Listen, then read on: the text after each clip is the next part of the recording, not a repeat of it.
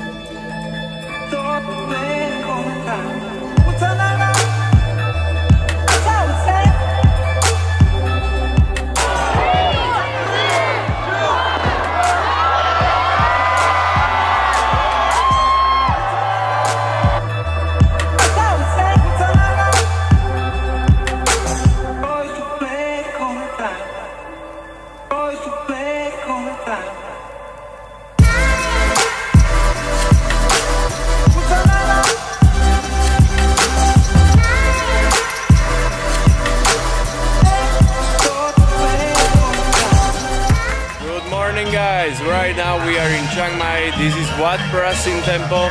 Right now they have just some kind of ceremony, Buddhist ceremony. So we are going to check it out. So let's go.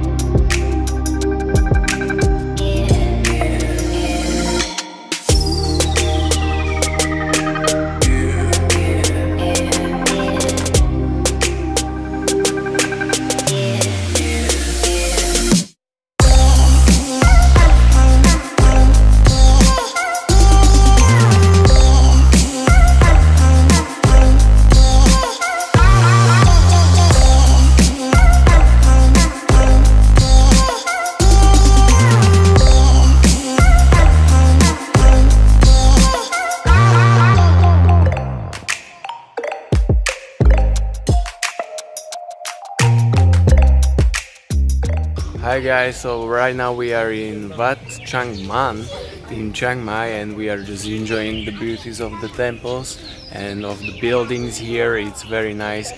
I don't know if you can hear it, but you can hear here birds. They are flying here. It's so beautiful, so peaceful here. So we are just enjoying it because we are still super tired after the flight. We still have jet lag. We are just going from here to the night markets that are near Old City, where I, by the way, recommend to stay if you are going to Chiang Mai. The square in the old town is the best option for the staying.